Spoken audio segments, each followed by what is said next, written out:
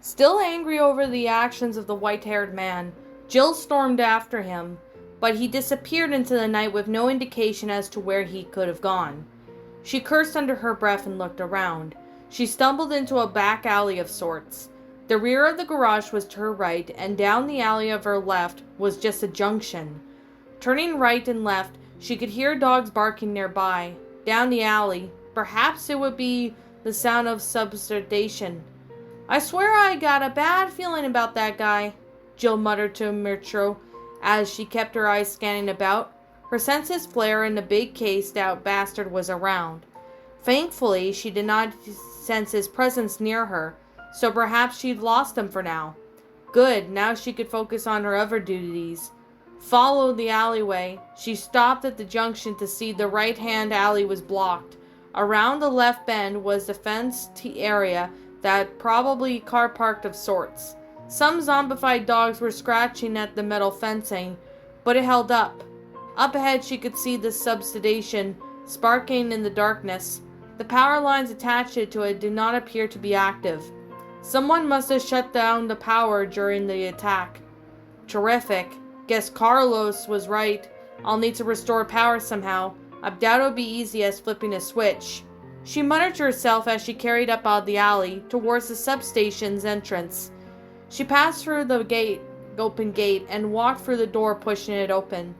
The entrance of the area was dark, and she could hear shuffling feet around the lockers that surrounded her. "More zombies," Mirtro warned her.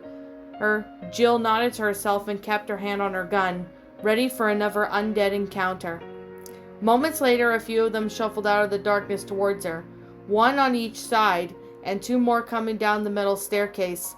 Jill slid out her handgun and popped a few rounds into their heads with precision, splattering their brains as they collapsed onto the ground with the sickening squelches. "God damn things," Jill hissed, narrowing her eyes now permanently dead corpses. "And they better stay dead." She decided to investigate around, checking the lockers and equipment. One locker was locked, so she picked it with her lockpick. The result of her quick search were a few extra bullets and some gunpowder. Pocketing her findings, she proceeded up the steps towards the control room, collecting another side pick as she did so. Strapping it over her thigh, taking out her radio, she buzzed Carlos. "Carlos, I'm at the substation."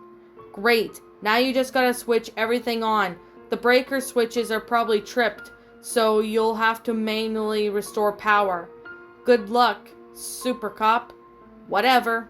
Rolling her eyes, Jill proceeded further in, keeping her senses extended like a radar, making sure she wouldn't get ambushed like last time. The hairs on the back of her neck stood on end as her heartbeat began to quicken slightly, but she kept her nerve as she placed her gun and hand on the gate of the inner switch station. There was some kind of gun covering the substation. Whatever it was a goddamn nest. She remembered the last time she faced something almost similar. She felt a shiver go up her spine. She remembered the frickin' chimeras. The gate was locked, but she could probably pick it. Before she did so, flapping paper caught her attention. As a note attached to the gateway seemed worthy to read, it noted that something seems to be nesting up on the equipment, and if it got you, it'd do some nasty shit to your insides. Apparently only the green herb grew in that area was effective against it. "That's wonderful," Jill moaned. She swore as if they were chimeras again. Fortunately for her, there were a few green herbs growing in a pot nearby. She plucked them and stored them into her side pockets. She was probably going to need these. Returning her attention to the gate, she picked the padlock on it and removed it, opening the gate. No sooner she had walked through it, something large and insect-like immediately attacked. It was something highly resembling the chimeras from the mansion.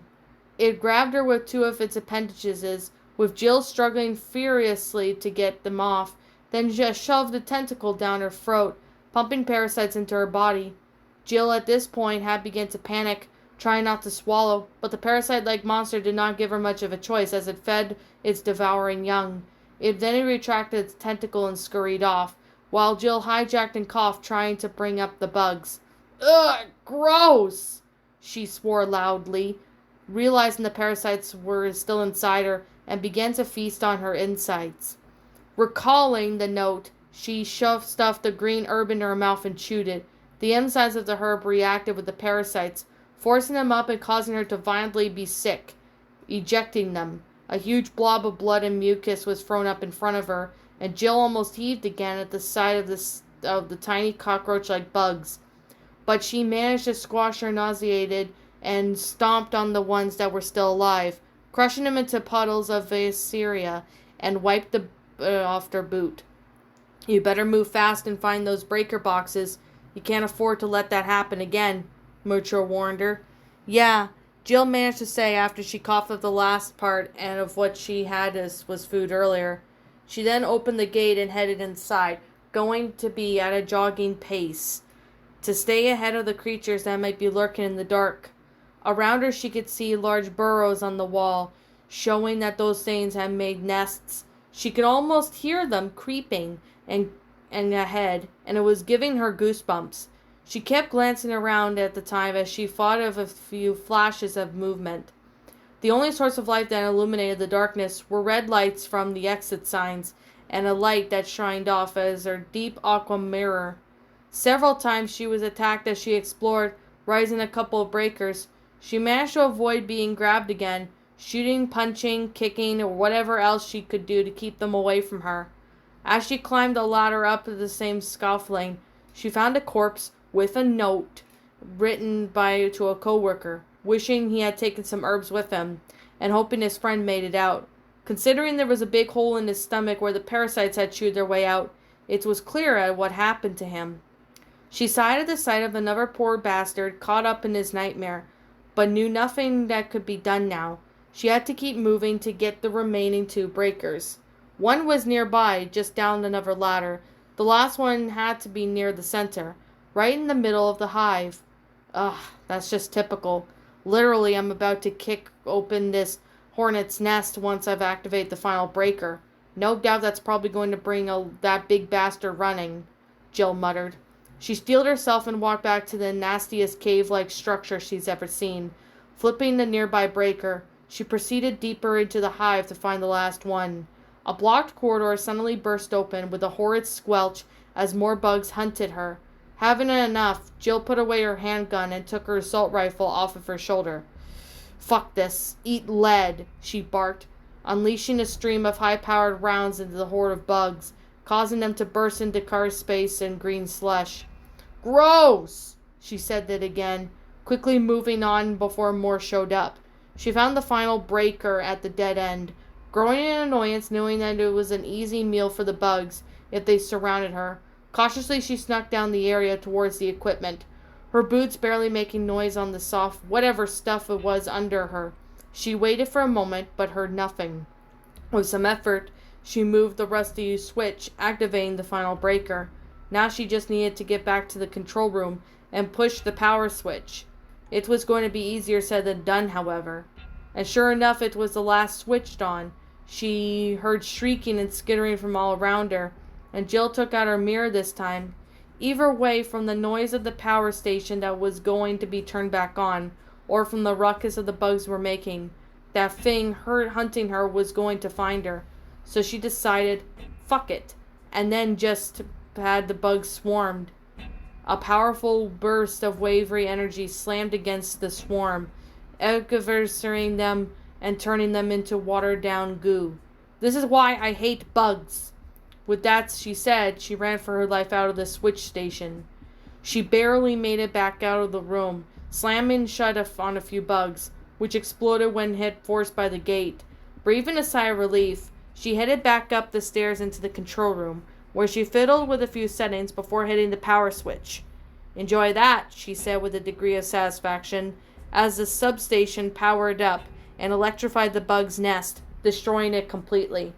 She smirked and reached for the radio. Carlos, I have restored the power to the substation. Jill, you're amazing. Now you just need to go to the subway's company offices and map a route for the subway. The offices? I think I know where to go, Jill replied. Really? Way to go, partner. You're way ahead of me there, Carlos answered, impressed. Not your partner. she mildly insulted, clipping back to the radio of her utility belt. With nothing left to do there, Jill left the substation. Her goal now was getting back to the subway station and the office down the other side of town.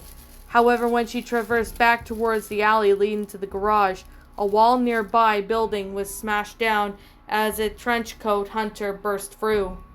Figured as much, Jill growled. She knew it was the ruckus that was going to bring it up to her, but she was not backing down. It rushed towards her with surprising speed, looking to smash her to the ground. She dived out of the way and fired upon her using her assault rifle, but the bullets barely seemed to cause any damage, only minorly impacting its coat. It turned and rushed her, punching her clean in the chest and sending her flying back towards the car door, slamming it against with enough force to dent it inwards. "That's all you got, you big lug?" Jill barked back angrily, slowly peeling herself off the car door, stick in hand, taking it right back at her. "Gotcha! Submarine reflection!" Neptune fired off her second spell, sending it right back and then some. The two spells combined. The monster was the one flying backwards at the time, not having the strength to counterattack against the two spells at once. The large blast would see him go flying in the wall nearby building, sending debris falling on within the loud crashes. If she thought she was safe now, she was wrong. As she turned away to leave, the rubble moved. A large hand dug its way out of the rubble, followed by the rest of its body. "Give me a break," she exclaimed, as the creature dug itself out of the wall. However, she appeared that it had dealt with a considerable blow as it stumbled over, holding its arm and groaning, "Ugh!" The beast then collapsed into the ground, seemingly unconscious, as it felt something was dropped out of its pocket. From a distance it wasn't recognizable, but it glimmered under the light from the street lamps. Not wanting to get closer to the monster in case if it was playing possum, using the water that was on the streets from the battle, she summoned the item, a small current, bringing it back to her hand. It was some kind of gem, cut and resembled a heart. It was clear, possessing no color. "I wonder what it is," she asked herself as she morphed back to normal. She had no clue what it was for. Either it looked pretty though. Maybe it was valuable. "Hey Murtro, what do you think of this?" she asked her partner. "I have no idea. I have never seen this before. It must be important for Fing, but what it might be, I don't know. Let's hang on to it for now. Maybe we can use this for something somewhere. Let's get out of here now before that asshole wakes up," Jill said, shooting more of the one gun down to BOW before taking it back off to the subway.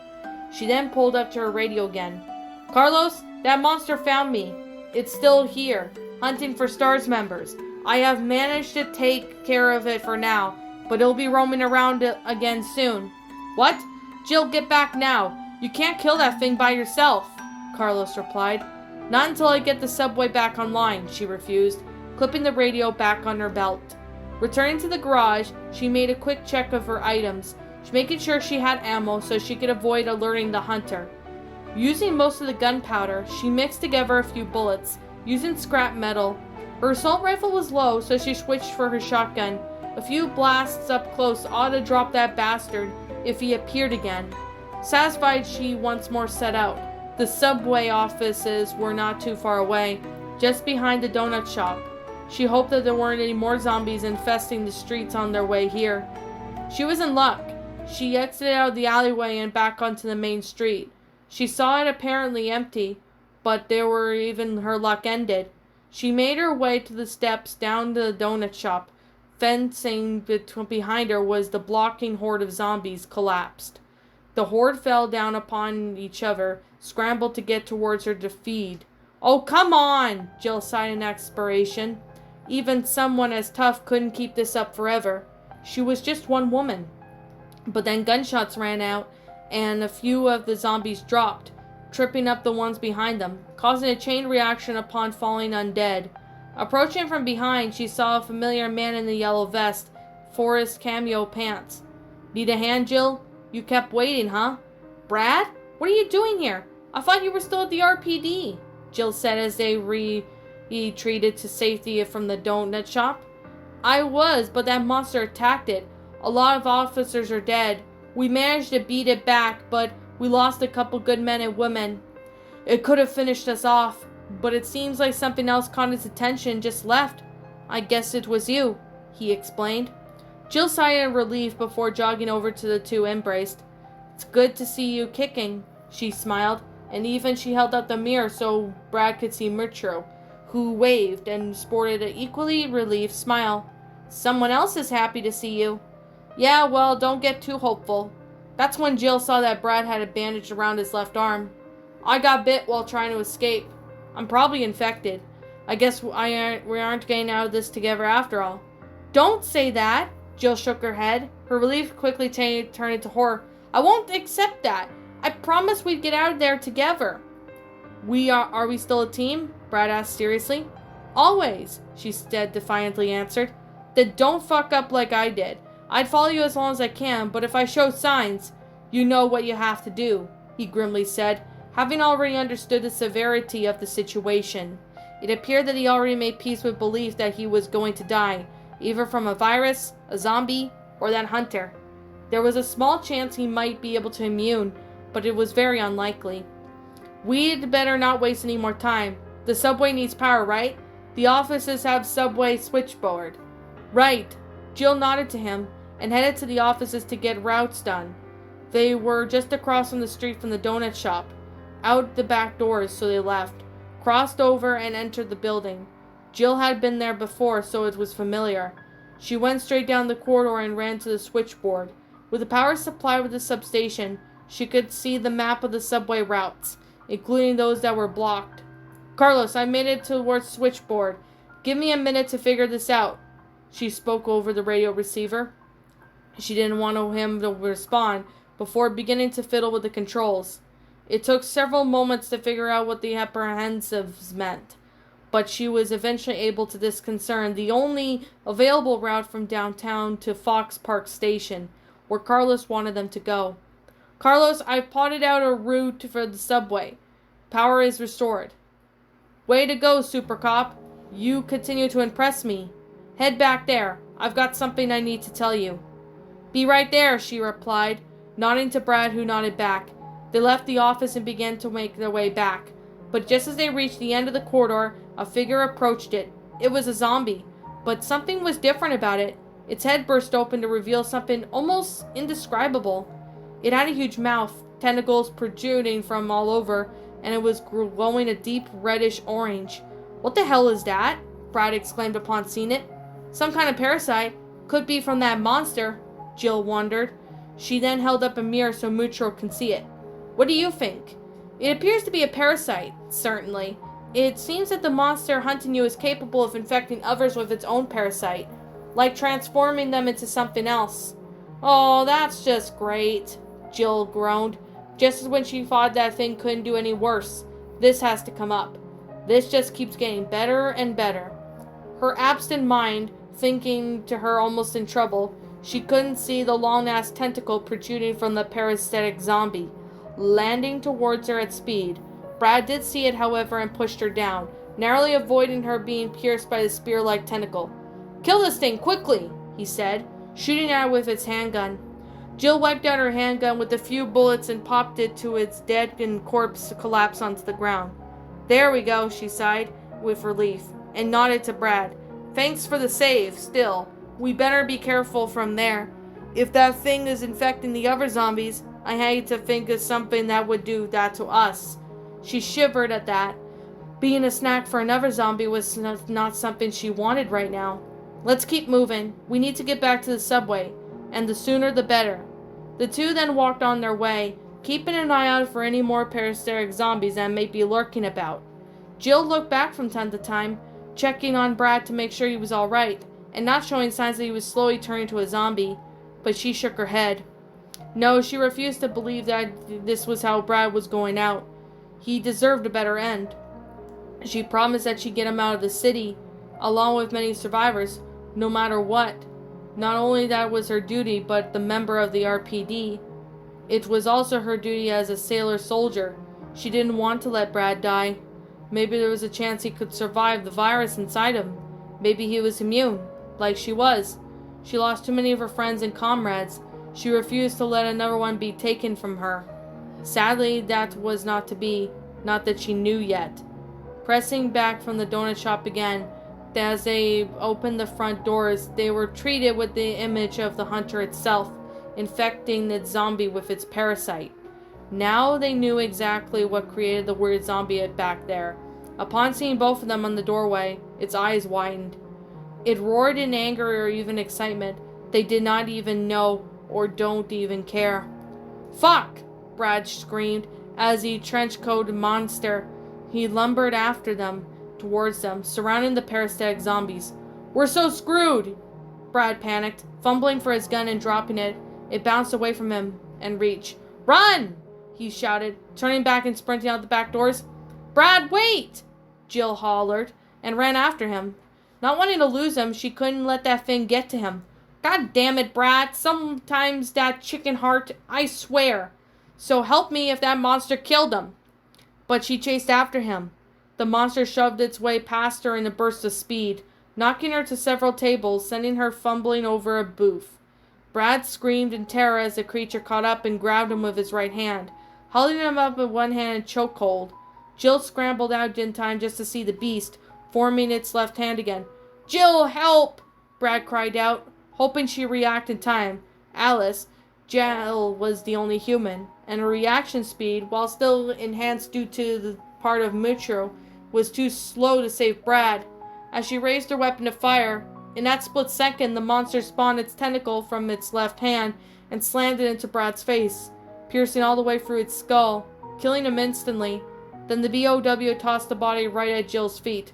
"No, Brad!" Horror and despair raced through Jill's heart. Not again. She lost another one. Something snapped in her, and magic surged out of control.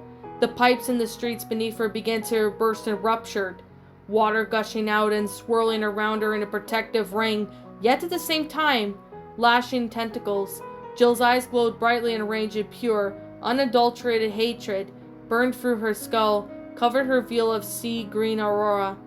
"You fucking son of a bitch! I'll make you pay for that! Now you die! You want stars? I'll frickin' give you stars!" Jill screamed as she morphed into her Neptune form, but instead her entire body had turned to pure energy, with that glow of her eyes visible to the monster, who now stood before her, immense power and range. "Neptune, Reptile Devastation!" The water surged around her in a mighty tornado. It formed the head of a large serpent, which let out a loud hiss. "Die!" However, the serpent refused to attack. This confused Jill. Why wasn't it not striking the monster? It should have snapped up its jaws and chomped into bits. Yet it was doing nothing. "Why?" she screamed in frustration, as the BOW seemed to crack a smile from its lipless mouth. "I cannot let you do that, Jillian. You are consumed by the hatred and anger. My powers will not respond to an individual tainted by darkness. Your human nature violence is less tainted to your spirit, and you are no longer worthy of my powers. You cannot control them." "Murtry, you don't understand. Umbrella has cost us too many lives, and this thing just took another dear friend from us. I can't allow any more to be lost because of them. Please let me do this. This thing has to die." Jill tried to reason as she fought to use her spell, watching the BOW started to slowly stalk towards her. "If I can't, both of us will be lost. Don't do this." "It's not about what I want, Jillian. This isn't my choice. It is part of what our oath want as protectors. If you allow yourself to be consumed, which is by that beast in us, you become no better than those who created these monsters. Think about what you're doing. Do not allow yourself to fall to their level." Jill stopped for a moment, clarity returning to her. She was right. She couldn't let that anger get to her. Just that monster was about to strike. The watery energy-laced serpent shrieked and smacked him away, resulting in a blow, sending it flying to a van, almost breaking it in half. Slowly her body returned to normal, but it was still in her sailor form as she fought to regain control of anger. Yet she used it as a focal point to empower the attack, which now coiled around her protectively. There must be another way to make up against the teams of darkness. We must not allow ourselves to be controlled by our own emotions. Anger, sorrow, fear, they haunt us all. Fear is the strongest emotion that can break us. Fear leads to the dark side. When we give in to fear, darkness comes. Sprinting from around the corner, attracted from the huge sight of the huge watery serpent rising, Carlos had gone running, but skidded to a halt. His eyes were going wide at what he was seeing. "You're right, Mutru. I am no better than this. You chose me for a reason, and I don't want to disappoint you. Watch me now. As I show your faith has not been misplaced," Jill proclaimed as she raised her arm in the air and made the serpent shriek once more. "Go!" She threw her arm out of the serpent and flew at the monster, crashing into it and snapping it up its massive jaws. It began to filling him around with a rag doll before tossing him into another building. As it slowly climbed out of the rubble, the serpent reared once more, its hood existing from its body. "This time, take this frickin' hint and stay down," Jill hollered, and the serpent dive-bombed to it, engulfing the large burst of energy, resulting in a large explosion of pure water. But just before the serpent struck, the BOW extended its tentacle, piercing the arm through the watery veil and stabbing Jill in the arm. Much to her shock, then the serpent crashed down upon it, the forcing which kind of knocked it out. Jill panted, gripping her arm, as she de-transformed back into her normal form, sweat covering her forehead as fatigue overtook from her for such a big attack. A needle-like appendage was sticking out of her left arm, and the area around its point had turned purple, streaking it outwards like a minute veins. The bastard was managed to infect her. Carlos was immediately by her side, pulling his radio as he contacted his partner. "T, we got a serious situation on our hands. Jill's been infected. That monster managed to get her." "What? Shit, what do we do now?" Tyrell replied through the speaker. "I'm taking her to the hospital. There's gotta be a cure somewhere. Dr. Brad worked there and we're supposed to find him, right? He'll be over there to help. If he's still alive," Carlos said, pausing, carefully picking Jill up to his arms. "T, the power is back in the tracks. You and the captain get those civvies out of the city. I'll meet you up there later," he added, and sprinted off with Jill, hoping to find a way through across the streets to the hospital without too much trouble. "Carlos, Jill tried to speak, feeling the cold shivers racking her body. She could already feel spreading. Shit, she got careless again, all because she couldn't control her anger. "Hold that thought, Jill. Save what strength you have got. I'm going to get you help. You're not dying on me. You can't leave me in this cold, cruel world. Not without first saving the Jilly Bean," he tried to joke, to lighten the situation. Jill had managed to briefly laugh and then looked in the mirror. "Mutru, I'm so sorry." There was no response from the mirror, and the light gave out, fade away. "No, Mitchie." Jill blacked out before succumbing to darkness, and mentally cried out, "Sailor Pluto, help me." However, it was a time that passed from the moment to the next. There would be a sailor who would soon respond to the call. But would it be not who, Jill or Mutru expected? In fact, it would be three. In her semi-conscious state, she looked up at the night sky. 3 objects glowed brightly: the moon, Mars, and Saturn. 3 would make a return to Earth, and may the Empress herself help anyone who got in their way.